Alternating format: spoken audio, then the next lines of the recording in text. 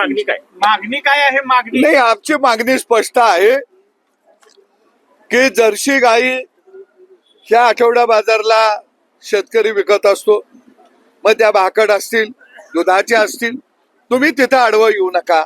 गोरक्षकांनी स्वतः 10-20 गायी पाळाव्या, शानघाट काढावं. अरे आमच्या माय माऊलीचं शानघाट काढताना बोट झडली ती गाड्यानो, तुम्ही ह्याच्यामध्ये पडू नये.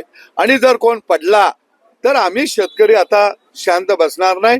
एक तर आमची शेती तोट्याची आहे आणि दुसऱ्या बाजूला तुम्ही दुधाळ गाय म्हशी आम्हाला विकू देणं झालंय. तुम्ही आम्हाला, जर आम्ही देशी गायच्या विरोधात नाही आहे, हे काय पसरतात, देशी गायला कत्तलखान्यामध्ये पाठवायला हे पाठिंबा देत आहेत. अरे देशी गाय आम्ही सांभाळतो म्हणून खिल्लारी जातीच्या बैलगाड्याची शर्यत या महाराष्ट्रामध्ये ती सुरू राहिली ना, ती शेतकऱ्यामुळे सुरू राहिली.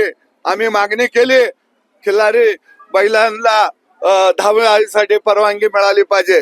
अरे गायी आमच्या गोठ्यात आणि हे कोण निघाले चोर, आम्हाला तिथं जाब विचारायला. आणि म्हणून आमची मागणी आहे, देशी गायला आम्ही गोमाता मानतो.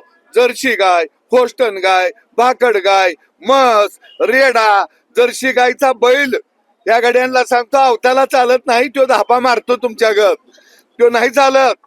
आणि म्हणून यांना आम्हाला बाजारला घेऊन जाऊन दे.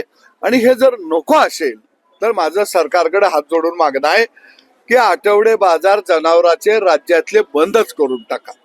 हे संपूया मग आता. मग हे बाजार चालवायचे कशासाठी? म्हणजे आम्ही हप्ता द्यायचा गोरक्षकवाल्यांना, आम्ही हप्ता द्यायचा पोलीसवाल्यांना. त्याचा तोटा काय झाला शेतकऱ्यांचा? आज गाईचं म्हैशीचं बाजारभाव पडले. 1 लाखाची गाय आमची आता 70,000 जायला लागली. तो व्यापारी बोलायला लागला पुढे हप्ता आम्हाला 10,000, 5,000, 15,000 द्यावा लागतो या. त्यामुळं शेतकऱ्याला मोठा याचा फटका बसायला लागलाय. शेतकऱ्याचं अर्थशास्त्र बिघडलंय. अरे बाबांनो हे बघा. आणि मी त्या गोरक्षकांना सांगतो, अरे तुम्ही या ना आमच्याकडे सालानं गडी म्हणून शान काढायला. आम्ही बी गडी हुडकतो या गायांचं शान काढायला, मसरांचं शान काढायला, धारा काढायला. आम्ही बिहार मधनं माणसं आणायला लागलो या गायांचं म्हैशीचं गोट सांभाळायला. या ना, तुम्हा वळू बैलांना महिन्याला पगार बी देतो. रात्रभर बसता का फुकटचा हाणायला? अजिबात हे आता चालू देणार नाही. आणि हे खंडणी गोळा करायला लागले. माझ्या भागामध्ये तलवार छातीला लावून, चाकू पोटाला लावून त्या शेतकऱ्याकडनं 3 लाख रुपये घेतलं. याचा पुरावा माझ्याकडे आहे. नुसता पुरावा नाही तर 20 जण तडीपार केले 2 दिवसापूर्वी. अरे अजून काय पाहिजे तुम्हाला? आणि यांच्या गोशाळा ठरलेल्या आहेत, कुठल्या गोशाळेमध्ये ते जनावर नेऊन सोडायची. म्हणजे हे गोशाळा तुम्ही काय तुरुंग चालवायला लागला का रे?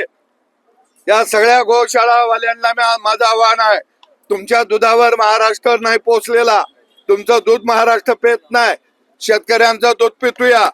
तुम्हाला लईच गोशाळा चालवायच्या आहेत तर गावागावात आमच्या गायी म्हशी आहेत. या रोज सकाळी शान घाण काढायला या तिथं. कशाला तुम्ही नाटक करायला लागलाय?